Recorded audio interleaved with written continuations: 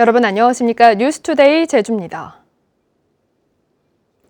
서귀포시의 한 양돈장에서 불이 나 돼지 수천 마리가 폐사했습니다. 다행히 인명피해는 없었지만 돈사가 화재에 취약한 샌드위치 패널 등으로 지어져 3시간 만에야 겨우 큰 불길을 잡았습니다. 이소연 기자가 보도합니다. 칠흑 같은 어둠 속에서 시뻘건 불길이 타오릅니다. 거대한 연기 기둥이 하늘을 뒤덮고 소방대원들이 연신 물을 뿌려대지만 불길은 잦아들 줄 모릅니다. 서귀포시 대포동 양돈장에서 불이 난 건 어제 저녁 8시 반쯤. 이쪽에서도 출입이 보였어. 여기서 한 2-3km 떨어진 도로 네, 정도예요? 그렇지. 여기서 보니까 이렇게 이기로 복층 구조로 지어진 돈사 2동 가운데 위층 돈사에서 시작된 불은 돈사 3,400제곱미터 규모의 한 개 동을 완전히 태우고서야 진화됐습니다. 다행히 인명피해는 없었지만 이 불로 돈사 한 동에서 키우던 돼지 4,000마리가 모두 폐사했습니다. 화재 발생 직후 돈사 옆 숙소에 있던 외국인 근로자가 바로 119에 신고했지만 돈사가 화재에 취약한 샌드위치 패널로 지어져 불길은 삽시간에 번졌습니다. 어디서 불이 났었어요? 여기 가운데 쪽에서 어미들이 분만사 지킴이 소리 들어서 들어갈 수 없어요. 2층 분만사와 자돈사 사이에서 시작된 불이 삽시간에 번져 진화 작업에 어려움을 겪으면서 이 큰 불이 3시간 만에 겨우 잡혔습니다. 서귀포 소방서는 대응 1단계를 발령하고 신고 접수 17분 만에 소방 인력 160여 명과 장비 24대를 동원해 진화에 나섰지만 돈사 내부에 보온재 등 석유 화학 제품들이 많아 완전 진화에 어려움을 겪었습니다. 건축물 내부에는 그 플라스틱 종류의 돈방석이라든가 여러 가지 화학 제품이 많이 들어있습니다 해서 이게 일제 방수를 하더라도 화재 진압이 쉽게 되지 않고 또한 그 양돈장이 규모가 상당히 큰 편입니다. 경찰과 소방당국은 양돈장 내부에 설치된 CCTV를 분석하는 한편 정확한 화재 원인과 피해 규모를 조사할 예정입니다. MBC 뉴스 이소연입니다. 제주도가 정부 방침과 달리 고강도 사회적 거리 두기를 2주 더 지속하기로 했습니다. 황금 연휴에 관광객이 대거 제주를 찾으면서 잠복기를 지켜보겠다는 건데요. 한편 정부의 긴급 재난지원금은 제주에서도 취약계층부터 지급이 시작됐습니다. 김찬년 기자입니다. 해안도로에 관광객들이 북적입니다. 카약을 타며 바다를 즐기고 바닷가 전망이 좋은 카페와 식당에는 관광객들이 쉴 새 없이 드나듭니다. 여행지에서의 해방감 때문인지 더워진 날씨 탓인지 둘의 하나는 마스크를 끼지 않았습니다. 지난달 29일부터 제주를 찾은 관광객은 17만여 명. 전국적으로 오시니까 제주가 그동안 그래도 청정지역으로 잘 유지가 됐는데 걱정이 되죠. 혹시라도. 왜냐면은 무증상 감염이 또 이 코로나가 일어나잖아요.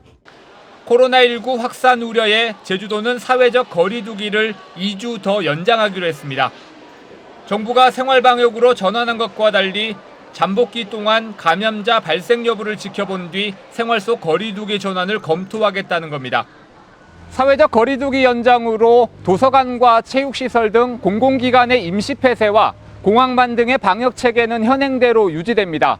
다만 국립제주박물관 등 국립기관은 정부 방침에 따라 오는 6일부터 문을 열 예정입니다. 정부의 긴급 재난지원금 지급도 시작됐습니다. 제주도는 취약계층 3만 3천여 가구부터 별도 신청 없이 금융계좌로 현금 지급하기로 했습니다. 4인 가족 기준 100만 원이 지급되며 일반 가구는 11일부터 온라인에서 18일부터는 거래은행이나 주민센터에서 오부제로 신청할 수 있습니다.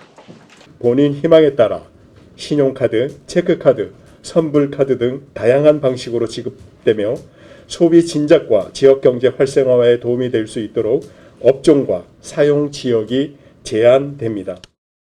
정부 지원금은 제주형 지원금과 중복 여부에 관계없이 모든 가구에 지급되며 6월에는 제주형 2차 지원금도 지급됩니다. MBC 뉴스 김찬년입니다. 코로나19 확산세가 잦아들면서 고3 학생들부터 등교 개학이 시작됩니다. 생활 속 거리 두기가 이어지고 있는 상황이어서 학교 현장도 감염병 예방을 위한 대책 마련에 분주해졌습니다. 김항섭 기자의 보도입니다.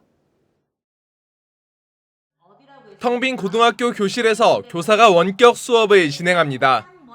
현재는 모든 수업이 온라인으로 진행되고 있지만 다음 주부터 대면 수업과 원격 수업이 병행돼야 합니다. 교육부가 코로나19 확산세가 진정되면서 순차적인 등교 개학을 결정했기 때문입니다. 진로와 진학의 부담이 큰 고등학교 3학년과 생활 속 거리두기의 실천이 충분히 가능한 지역 소재 재학생 60명 이하의 소규모 초중학교는 5월 13일부터 우선 등교하도록 하겠습니다. 오는 13일부터는 고3과 60명 이하 소규모 초중학교에서 등교가 시작되고 20일은 고2와 중3 초등학교 1, 2학년, 27일부터는 고1과 중2 초등학교 3, 4학년, 다음 달 1일에는 중1과 초등학교 5, 6학년이 등교합니다. 도내 각 학교들은 현관 입구에 열화상 카메라를 설치하고 각 층마다 격리실을 마련했습니다. 마스크도 학생 1명당 2장 이상 비축하고 손소독제도 교실마다 비치했습니다. 하지만 생활 속 거리두기를 실천하기는 한계가 있어 학교 현장의 고민은 커지고 있습니다. 쉬는 시간이라든지 점심시간에, 즉 학생들이 자유시간까지 거리두기를 지도는 할 수 있지만 현실적으로는 이루어지지 않을 것으로 보고 있습니다. 제주시 동지역 학교의 경우 학급당 학생 수가 읍면보다 10명가량 많은 데다 13일부터 도내 소규모 초중학교 20곳에서 등교가 시작됨에 따라 구체적인 학사 운영 지침도 시급합니다. 시차를 둔 등교라든지 오전, 오후 수업 분리라든지 여러 가지 다양한 의견들이 현재 나오고 있는데 어떤 방법들이 가장 현실적으로 적합한지에 대해서 검토해 나가도록 하겠습니다. 제주도는 도교육청과 함께 등교 개학 전까지 도내 초중고 학생 전원에 대해 이상 증상 여부를 확인한 뒤 의심 증상이 있는 경우 코로나19 검사를 실시하기로 했습니다. MBC 뉴스 김항섭입니다.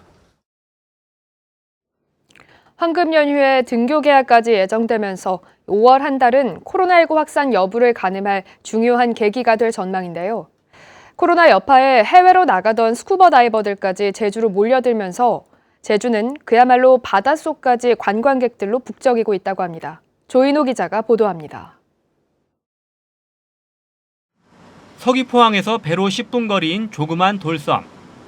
화산이 파도에 깎여 만들어진 너른 바위 위에 바닷속 여행을 떠나려는 스쿠버 다이버들이 모였습니다. 뒤쪽으로 돌아오시면 역조류가 될 거 아니야. 역조류. 그래서 거기서는 오리발을 조금 차시는데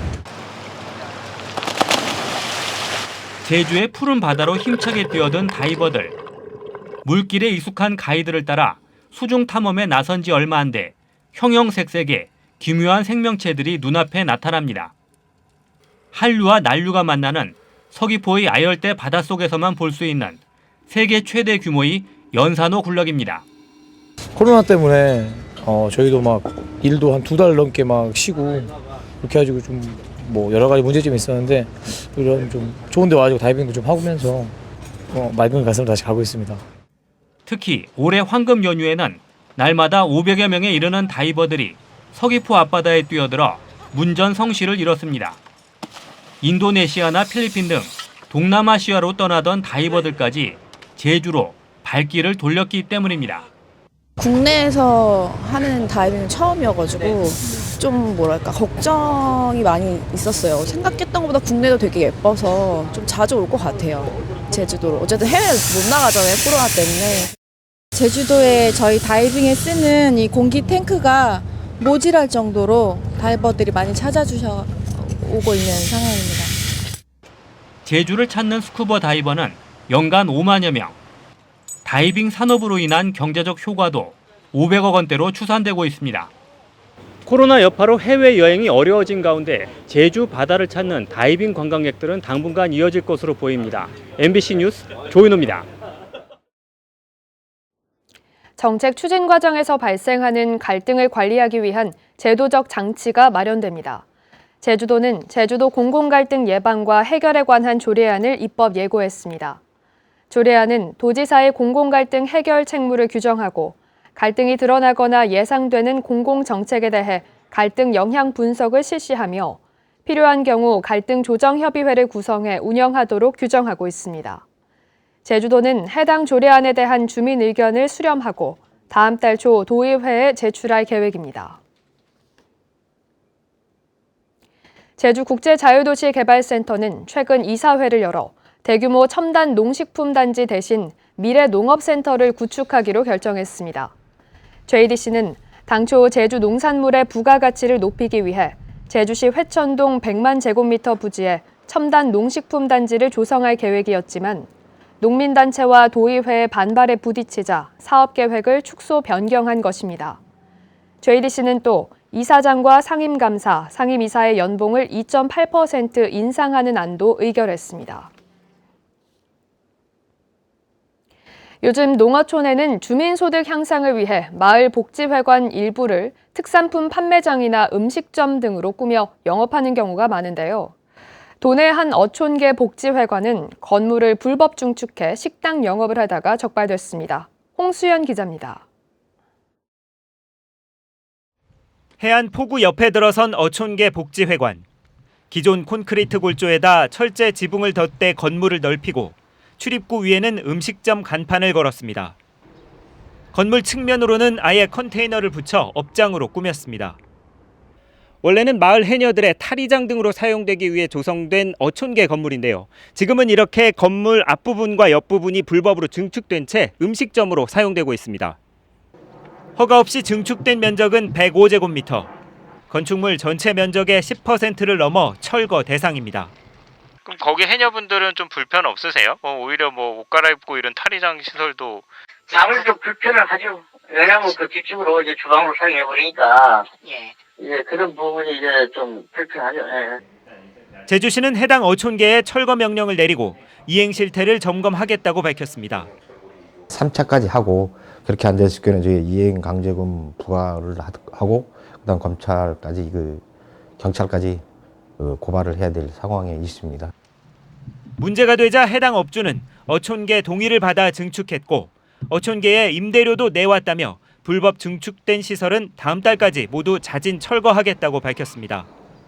올 들어 도내에서 불법 증축이나 용도 변경 등으로 적발된 농어촌 마을회관과 복지회관은 4곳.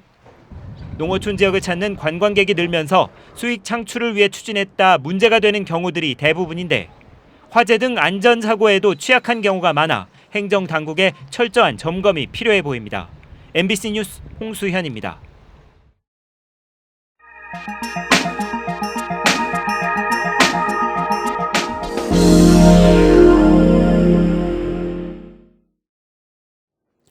코로나19 사태로 대학 대부분이 온라인 수업을 하고 있는데 실습이 필요한 학과들이 소가리를 하고 있습니다.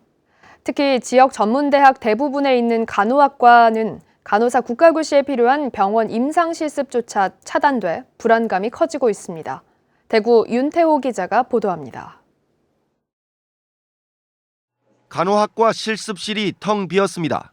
실습 기자재는 그대로인데 학생은 보이지 않습니다.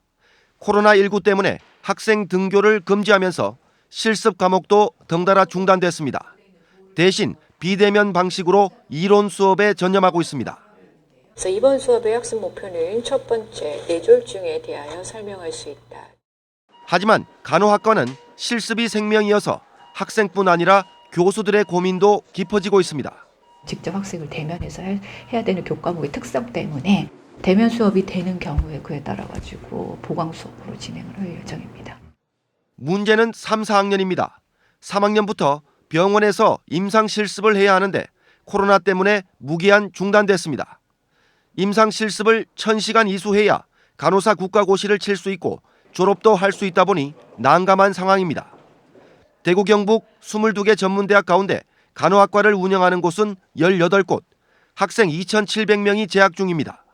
간호학과의 비중이 높은 지역 전문대학의 경우에는 실습 과목이 많기 때문에 4년제 대학처럼 1학기 전체를 비대면 강의로 진행할 수 없는 상황입니다.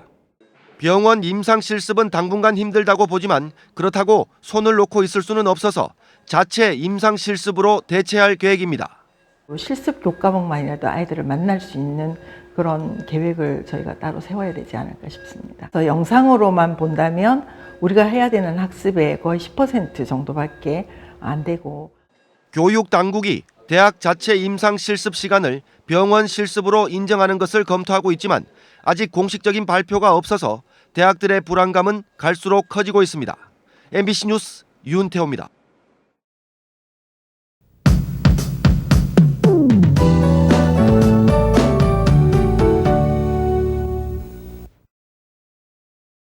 어린이날인 오늘 오전에는 맑은 날씨를 보이겠습니다. 오후부터는 기압골의 영향을 받으면서 점차 흐려지겠는데요. 밤부터 내일 새벽 사이엔 산지와 동쪽 지역을 중심으로 빗방울이 떨어지겠습니다. 기압골의 발달 정도에 따라서 비가 더 내릴 가능성이 있겠는데요. 기상 정보를 꼼꼼히 참고해 주시기 바랍니다. 오늘은 어린이날이자 여름이 시작된다는 절기상 입하인데요. 기온은 어제와 비슷하겠습니다. 대부분 지역의 낮 최고 기온이 20도를 웃돌겠고요. 미세먼지 농도는 좋음 수준 보이며 공기는 깨끗하겠습니다. 다음은 자세한 지역별 날씨입니다. 현재 기온 남부가 17도, 북부가 15도, 서부가 14도, 동부가 13도를 보이고 있습니다. 낮 최고 기온은 북부와 동부가 22도, 서부와 남부가 21도까지 오르겠습니다. 오늘 도서 지역은 대체로 흐리겠고요. 현재 기온 16도 선에서 출발하고 있습니다. 바다의 물결은 1에서 2m로 일겠고 내일까지 대부분 해상에는 안개가 짙게 끼겠습니다. 해상 안전사고에 유의하시기 바랍니다. 오늘 아침 제주공항은 맑은 가운데 항공편은 정상 운항되고 있습니다.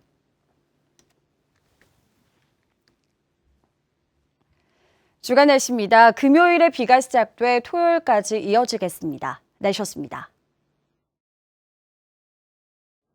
제주대 학교는 코로나19 확산으로 채용 시장이 위축되는 상황에서 취업을 준비 중인 청년층을 대상으로 비대면 취업 지원 서비스를 제공합니다. 이번 서비스는 취업 준비생이 가상현실 기기를 활용해 가상 면접관과 모의 면접을 연습할 수 있고 온라인을 통해 자기소개서 분석을 받을 수 있습니다. 코로나19 확산으로 문을 닫았던 제주시 가축시장이 석 달 만에 재개됩니다. 제주시는 축산 농가들이 출하 지연으로 어려움을 겪음에 따라 휴장했던 제주 축협 가축시장을 오는 7일부터 다시 개장합니다. 가축시장 소독을 강화하고 다른 지역 상인이나 농민, 방역복 미착용자는 출입을 제한할 방침입니다. 올 들어 1월과 2월 두 차례 열린 경매에서 한우 185마리가 평균 178만 원에 낙찰됐습니다. 제주 동물 테마파크 개발 사업을 반대하는 주민들이 사업 도입을 주도한 선을 1위 정모 이장을 상대로 7,800만 원의 손해배상 청구 소송을 제기했습니다. 이들은 지난해 주민총회를 통해 동물 테마파크 사업에 반대하기로 결정했는데도 이장이 주민의 뜻과 반대로 사업자와 협약서를 체결한 것은 민법상 선량한 관리자의 주의 의무를 위반한 것이라고 주장했습니다. 이달부터 시작되는 마늘 수확 현장에 절단 선별기가 투입됩니다. 제주도 농업기술원은 농가 인력난을 덜기 위해 개발한 마늘줄기 절단 선별기를 5월부터 6월까지 서부농업기술센터에 배치해 마늘 농가들의 수확 작업에 활용하고 장비의 보급 가능성도 검증할 계획입니다. 농정당국은 마늘줄기 절단과 선별, 포장을 위해 3,300제곱미터 기준으로 17명의 인력이 필요했지만 마늘줄기 절단 선별기를 이용할 경우 일괄 작업이 가능해져 노동력을 70% 절감할 수 있을 것으로 예상하고 있습니다. 뉴스투데이 제주였습니다. 여러분 고맙습니다.